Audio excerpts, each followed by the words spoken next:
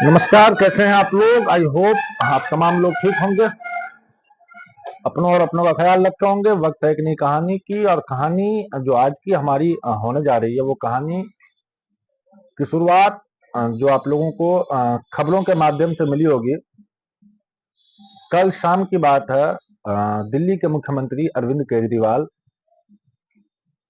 ED की गिरफ्त में है। अरविंद केजरीवाल, चुनाव शुरू हुआ है और ईडी की कार्रवाई शुरू हो गई है। क्या यह चुनाव हो रहा है?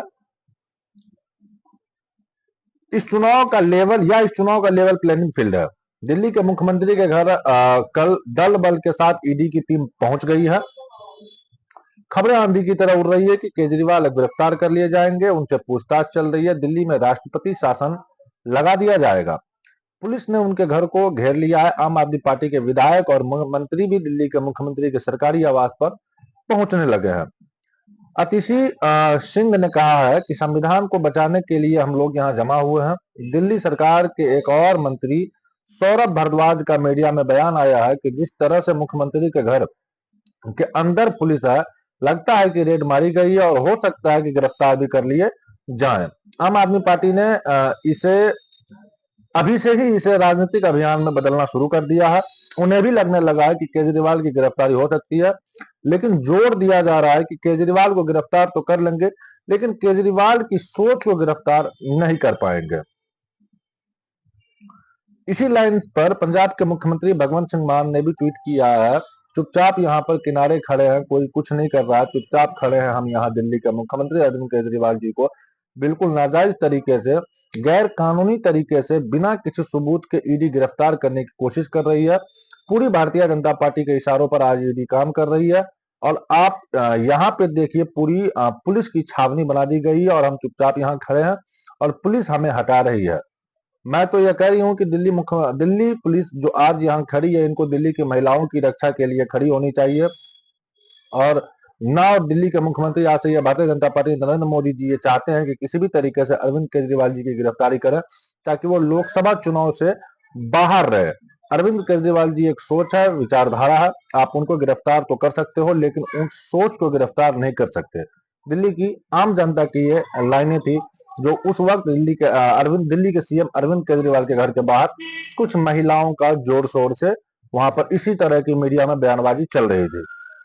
आगे की जो लाइनें हैं, आगे की जो कहानी है, वो सब उन्हीं महिलाओं की जुबानी में आप लोगों को सुनाना चाहता हूँ। महिलाओं का कहना है कि हम सब निहत्थे हैं, देख लीजिए, बिल्कुल निहत्थे हम सब खड़े हैं, बिल्कुल चुपचाप खड़े हैं और न नारा लगा रहे हैं। क्यों हमारे पास देश में खड़े होने का भी अधिकार नहीं है? ये क्या हो रहा है? भारतीय जनता पार्टी नरेंद्र मोदी जी क्या करना चाहते हैं? देश में आचार संहिता पहले से ही लगी हुई है। इलेक्शन कमीशन सो रहा है। जिस तरीके से आज ईडी सीएम साहब के यहाँ पे रेड डाल रही है, मतलब पूरा एकदम पारदर्शी तरीयाम आम आदमी पार्टी को लेकर आक्रामक रही है। मंत्री अतिशी सिंह ने प्रेस कॉन्फ्रेंस कर पूछा कि जो आपने आम आदमी पार्टी के नेताओं के घर पर, उनके ऑफिस में, उनके लॉकर में, उनके पैतृक गांव में उनमें एक पैसे की भी रिकवरी हुई है? आम आदमी पार्टी ने अपनी कार्यकर्ताओं को दिल्ली के मुख्यमंत्री के आवास पर बुला लिया। केजरीवाल के घर के बाहर रैपिड एक्शन फोर्स की तैनाती भी कर दी गई है और उनकी कानूनी सलाहकार की टीम प्रयास में है कि सुप्रीम कोर्ट में अर्जेंट सुनवाई हो जाए। मगर चर्चा चल रही है उससे पहले केजरीवाल गिरफ्तार कर लिए जाए। आज मैं ईडी से यह पूछना चाहता हूं कि ईडी जो भारतीय जनता पार्टी का आज एक राजनीतिक हथियार बना हुआ है, यह तो बताइए कि आपकी सैकड़ों रेड के बाद आज आप जो समन पे समन पेश भेज रहे हैं, आप यह बताइए कि आपको कितने पैसे की रिकवरी हुई है? अरविंद केजरीवाल जी के घर से कितने पैसे अभी तक रिकवरी हुआ? कितना प्रोसीड्स ऑफ क्राइम मिला? जो छापे मारे आम आदमी पार्टी के नेताओं के घर पर, उनके ऑफिस में, उनके लॉकर में, उनके पैतृक गांव में, क्या 1 रुपये की भी पैसे की रिकवरी हुई है? ईडी अपनी रेड्स में लगा दी है, उसका खर्च भी रिकवर नहीं कर पाई होगी। ईडी आज तक 2 साल की इन्वेस्टिगेशन में ना ईडी को ना सीबीआई को, सैकड़ों अफसर लगाने के बाद, हजारों रेड लगाने के बाद 1 रुपया का भी आम आदमी पार्टी के किसी नेता से, किसी मंत्री से अभी तक नहीं मिला। और यही कारण है कि आम आदमी पार्टी के नेता बहादुरी से डटे हुए हैं। भारतीय जनता पार्टी और उसके राजनीतिक हथियार ईडी के सामने वरना जिन जिन पार्टियों के नेताओं ने भ्रष्टाचार किया है, जैसे ही उन पर ईडी की रेड होती है, जैसे ही उन पर ईडी का केस होता है, जैसे ही उनको ईडी का समन आता है, वो अगले दिन भारतीय जनता पार्टी का लहंगा पहन लेते हैं, भारतीय जनता पार्टी की टोपी पहन लेते हैं और भारतीय जनता पार्टी में शामिल हो जाते हैं। फिर ईडी जाके कोर्ट में हाथ जोड़ के कहती है कि जी हम केस बंद कर रहे हैं, हमारे कागज खो गए हैं, हमारी फाइलें खो गई है, हमारे पास कोई सबूत नहीं है। शाम से ही केजरीवाल ने सरकारी आवास के बाहर पुलिस की भारी तैनाती की गई है, लोहे के बैरिकेड लगा दिए हैं और अंदर जाने वाले हर व्यक्ति की शिनाख्त की जा रही है। आपको याद होगा, दिल्ली के मुख्यमंत्री बनते ही केजरीवाल के प्रधान सचिव राजेंद्र कुमार के दफ्तर में छापा पड़ा, सीबीआई ने छापे मारे, तब मामला संसद में उठा। सरकार को सफाई देनी पड़ी कि मुख्यमंत्री के दफ्तर में छापा नहीं पड़ा। उस समय यह बहुत बड़ी बात थी कि मुख्यमंत्री के दफ्तर में छापा पड़ गया।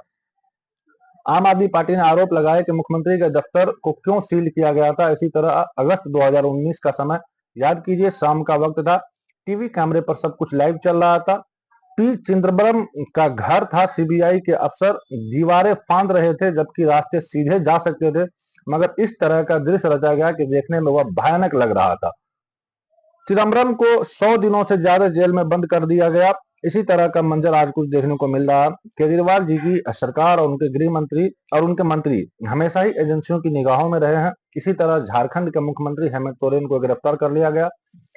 अब केजरीवाल पर गिरफ्तारी लटक रही है, कभी भी हो सकती है। आज दिन में केजरीवाल को दिल्ली हाईकोर्ट का दरवाजा खटखटाना पड़ा, कहा कि जांच में सहयोग के लिए तैयार है मगर गिरफ्तारी रोकी जाए।